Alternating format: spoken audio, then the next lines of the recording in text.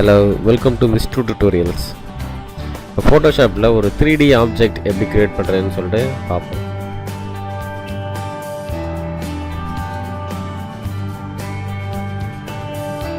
இந்த மாதிரி ஒரு 3D டெக்ஸ்ட் எப்படி கொண்டு வர்றது அப்படின்னு சொல்லிட்டு இன்றைக்கி பார்ப்போம். ஃபஸ்ட்டு க்ளோஸ் பண்ணிக்கிறோம். ஃபஸ்ட்டு புதுசாக ஒரு டாக்குமெண்ட் ஓப்பன் பண்ணிக்கோங்க. நேம்,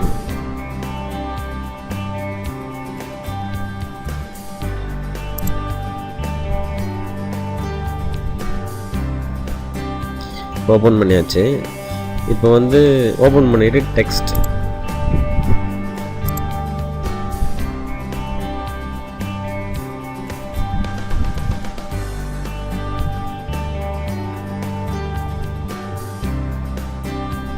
டெக்ஸ்ட்டு என்ன உங்களுக்கு உங்கள் நேம் டைப் பண்ணிக்கலாம். உங்களுக்கு என்ன டெக்ஸ்ட் தேவையோ அதை டைப் பண்ணிக்கோங்க. ஃபஸ்ட்டு அதை டைப் பண்ணிக்கணும்.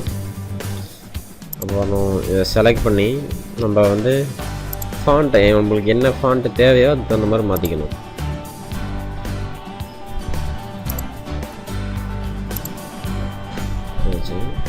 இது போல்டில் இருந்தால் கொஞ்சம் நல்லாயிருக்கும். போல்டு லெட்டர்ஸில் இருந்துச்சுன்னா உங்களுக்கு 3D பார்க்க கொஞ்சம், அதாவது கேப்ஸில்.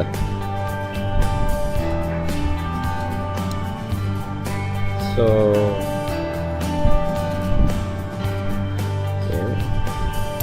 கிளிக் பண்ணிடுங்க. பண்ணிவிட்டு நெக்ஸ்ட்டு 3D கிளிக் பண்ணிங்கன்னா உங்களுக்கு 3D ஆப்ஜெக்ட் க்ரியேட் ஆயிரும்.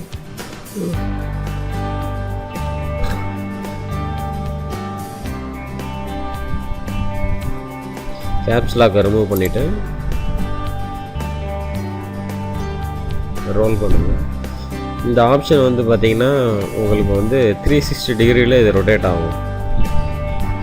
நீங்கள் எப்படி வேணால் அதை ரொட்டேட் பண்ணிக்கலாம். இந்த டூலோட ஒர்க் அது. அடுத்து இருக்கிறது பார்த்திங்கன்னா உங்களுக்கு சர்க்குலராக வரும். இந்த மாதிரி சர்க்குலராக ரொட்டேட் ஆகும். அதான் இதோட ஒர்க்கு. இது மூவ் டூல் மாதிரி தான். உங்களுக்கு 4 டைரக்ஷன்ஸ்லேயே இதை மூவ் பண்ணிக்கலாம். இது ஃப்ரண்ட் அண்ட் பேக் மூவ் பண்ணிக்கலாம். இது வந்து ஒரு ஆப்ஜெக்ட் கேமரா வந்து பெருசு பண்ணுறது, ஜூமிங், அதுக்காக உள்ளது கேமரா ஜூமிங் இது. ஸோ இந்த 4 டூலை வச்சு தான் நீங்கள் 3D ஆப்ஜெக்டை வந்து மூவ் பண்ணுறது, ரொட்டேட் பண்ணலாம். இதுதான். தென் இது பார்த்தீங்கன்னா இது பேர் சோர்ஸ் லைட்டும்பாங்க. இதை வச்சு உங்களோட ஷேடோ லைட் எங்கிட்ட படணும் அப்படின்னு சொல்லிட்டு நீங்கள் பண்ணிக்கலாம். இதை வச்சு உங்களோட 3D ஆப்ஜெக்டை லைட் சோர்ஸ் கொடுத்துக்கலாம். நெக்ஸ்ட்டு பார்த்தீங்கன்னா இதுதான் நம்ம லைட் சோர்ஸு. அதிலே நிறையா லைட்ஸ் இருக்குது. இன்ஃபினிட்டு, பாயிண்ட்டு, ஸ்பாட்டு அப்படின்னு நிறையா இருக்குது. நெக்ஸ்ட்டு விஸ் 2 அப்படிங்கிறது நம்ம 3D ஆப்ஜெக்ட். அதில் என்னென்ன இருக்குது அப்படின்னு பாருங்கள். அதாவது உங்கள் ஆப்ஜெக்டோட எல்லாமே இங்கே வந்துடும். ஃப்ரண்ட், பேக் எல்லாமே இதில் இருக்கும். ஃபார் எக்ஸாம்பிள் இப்போ இந்த இடம் பார்த்தீங்கன்னா இதை வந்து விஸ்டோட ஃப்ரண்ட் ஆப்ஜெக்ட், இது ஃப்ரண்ட் லேயர். ஸோ அதுக்கான கலர் இது. ஸோ நீங்கள் அதை இதை வச்சு நீங்கள் சேஞ்ச் பண்ணிக்கலாம். இது ஒன்று ஒவ்வொரு டெக்ஸ்சரு.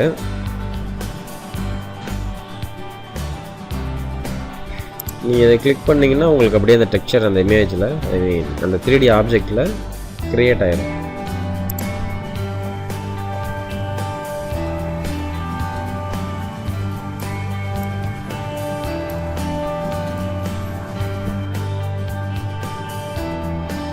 ஓகே,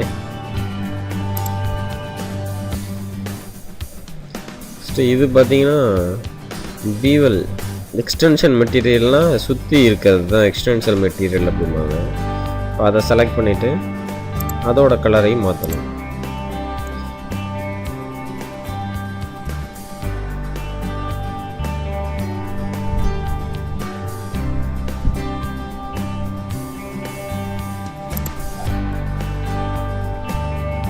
நல்லா பார்த்தீங்கன்னா அந்த 3D ஆப்ஜெக்டோட எட்ஜஸ்லாம் உங்களுக்கு வந்து ஒரு மாதிரி பாக்ஸாக இருக்குது. அதை எப்படி கரெக்ட் பண்ணுறதுன்னா, இந்த விஸ் டூங்கிறத இந்த டூலை செலக்ட் பண்ணிக்கிட்டு ப்ராப்பர்ட்டிஸில் கேப்னு சொல்லுவாங்க. இது எதுக்குன்னா அந்த எட்ஜஸை வந்து கொஞ்சம் அட்ஜஸ்ட் பண்ணது.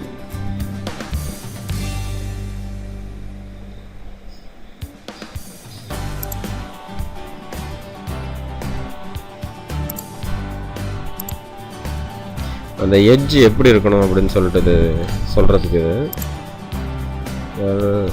நீங்கள் இப்படி வச்சு பார்த்தீங்கன்னா உங்களுக்கு வந்து ஃபஸ்ட்டு இமேஜ் இப்படி தான் இருக்கும். ஒரு 3D ஆப்ஜெக்ட் இப்படி தான் வரும். உள்ள அந்த எட்ஜஸ்லாம் பார்த்தீங்கன்னா ஒரு மாதிரி பிக்சல்லாம் உடஞ்ச மாதிரி இருக்கும். ஸோ அதுக்கு என்ன பண்ணோம்னா இங்கே ரெண்டர், இதுக்கு பேர் ரெண்டர் அப்படிம்பாங்க.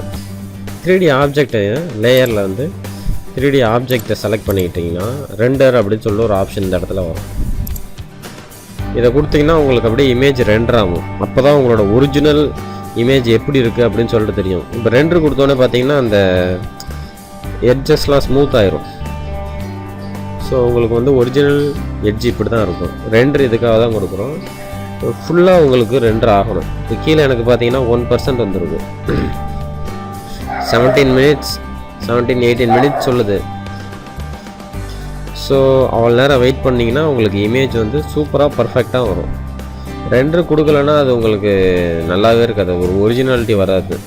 அந்த ஷைனு, ரிஃப்ளெக்ஷனு, அந்த பர்ஃபெக்ஷன், அந்த பிக்சல்ஸ்லாம் உடஞ்ச மாதிரி இருக்கும் ரெண்டர் கொடுக்கலாம். ஸோ அதுக்காக தான் ரெண்டர் கொடுக்குறாங்க. ரெண்டர் ரொம்ப முக்கியம். ரெண்டர் கொடுக்கலன்னா நீங்கள் 3D ஆப்ஜெக்ட் செஞ்சதே வேஸ்ட்டு.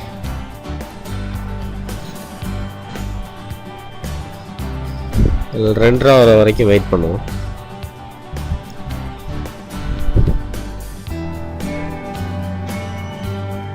அப்புறம் பார்த்தீங்கன்னா இப்போ இந்த ரெண்டர் ஆகிட்டு இருக்கும்போது நீங்கள் ஃபோட்டோஷாப்பில் எந்த டூலையுமே யூஸ் பண்ண முடியாது. நீங்கள் எதை செலக்ட் பண்ணாலும் ஒன்றுமே ரெஸ்பான்ஸ் பண்ணாது. ஏன் அப்படின்னா இந்த இமேஜ் ரெண்டர் ஆகிறதுக்கு எல்லா ப்ராசஸையும் அதை எடுத்துக்குது. ஸோ இது ரெண்டரை நீங்கள் கேன்சல் பண்ணணும் அப்படின்னா நீங்கள் கீழே பார்த்தீங்கன்னா எஸ்கேப் ப்ரெஸ் பண்ணணும். அதான் சொல்லுது இந்த இடத்துல. எஸ்கேப் ப்ரெஸ் பண்ணிங்கன்னா உங்களுக்கு ரெண்டரை வந்து கேன்சல் ஆயிடும். இப்போ வந்து நான் ரெண்டரை வந்து இப்போ 3D ஆப்ஜெக்டை மூவ் பண்ணாமல் இருக்கணும்.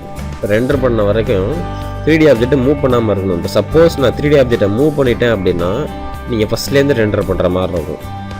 இல்லை நீங்கள் மூவ் பண்ணாமே இல்லை, ஜஸ்ட்டு கேன்சல் பண்ணிட்டு திரும்ப ரெண்டர் கொடுக்குறீங்கன்னா எங்கே விட்டிங்களோ அதே இடத்துலேருந்து திரும்ப ஸ்டார்ட் ஆகும். எனக்கு 29ல் ஸ்டாப் ஆனிச்சு, அதே 29ல் திரும்ப ரெண்டர் ஆக ஆரம்பிக்குது.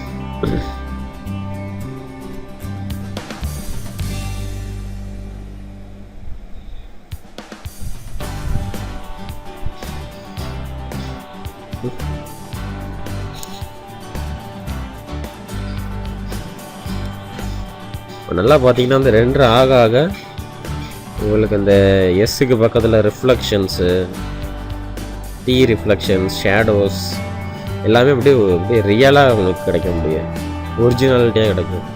ஸோ இதுக்காக தான் ரெண்டரிங் யூஸ் பண்ணுறோம்.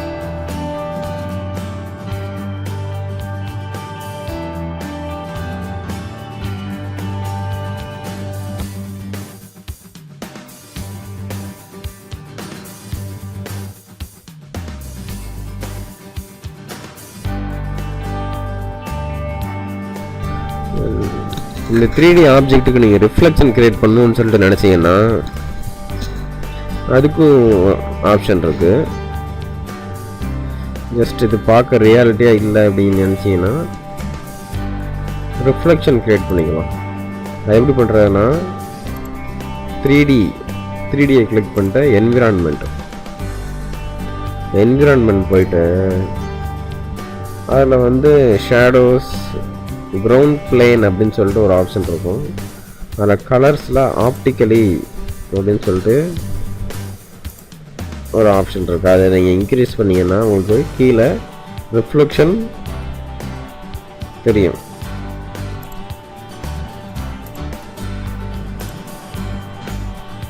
இது ரஃப்னஸ் எதுக்கு அப்படின்னா அந்த ரிஃப்ளெக்ஷனும் வந்து டிஸப்பியர் ஆகும் கொஞ்சம் கொஞ்சமாக, அதுக்காக தான். இது உங்களுக்கு இப்போ தெரியாது, நீங்கள் ரெண்டர் கொடுக்கும்போது தெரியும்.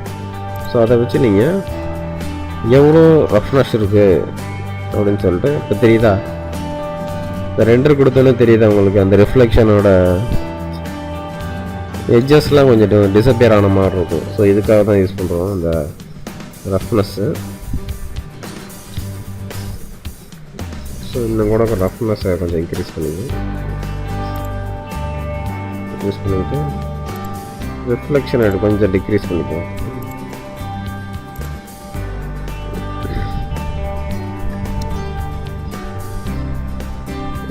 இப்போ கொஞ்சம் பப்ப நல்லா இருக்கு பார்க்க, இது தண்ணியில் ரிஃப்ளெக்ட் ஆகிற மாதிரி இருக்கு கொஞ்சம் பார்க்க. ஸோ நான் முன்னாடியே சொன்ன மாதிரி இந்த 3D ஆப்ஜெக்டை இப்போ நான் சேஞ்ச் பண்ணிட்டேன், ரிஃப்ளெக்ஷன் உண்டாக்கிட்டேன். ஸோ இப்போ எனக்கு ஃபஸ்ட்லேருந்து ரெண்டர் ஆகும்.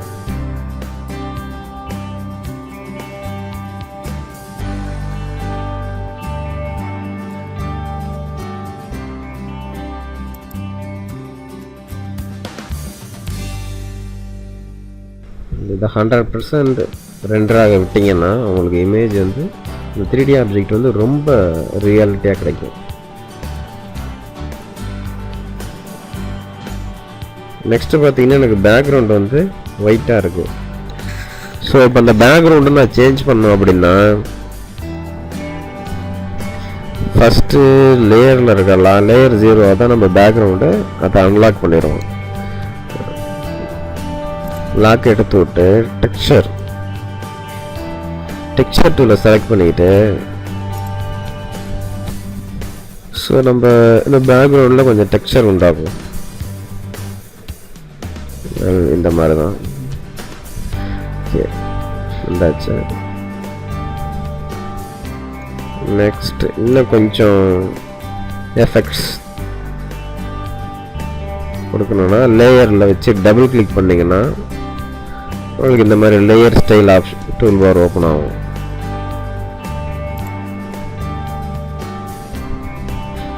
ஸோ இந்த மாதிரி எஃபெக்ட்ஸ் கொண்டு வந்துக்கலாம். ஒரு லெதர் மாதிரி பார்க்குறப்போ ஒரு லெதர் ஷீட்டில் இருக்க மாதிரி இருக்குது, இல்லை ஒரு கிளாஸ் ஷீட் டெக்ஸ்சர் கொண்டு வந்துக்கலாம். உங்களுக்கு என்ன டெக்ஸ்சர் வேணுமோ அதை நீங்கள் செலக்ட் பண்ணிக்கலாம்.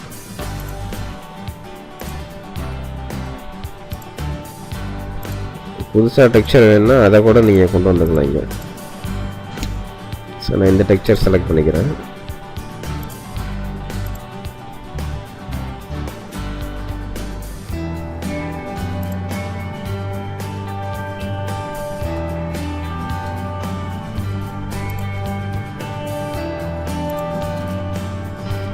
இப்போ பார்த்தீங்கன்னா உங்களுக்கு அந்த ரிஃப்ளெக்ஷன்ஸ் ஷேடோஸ் எல்லாம் மேட்ச் ஆகும்.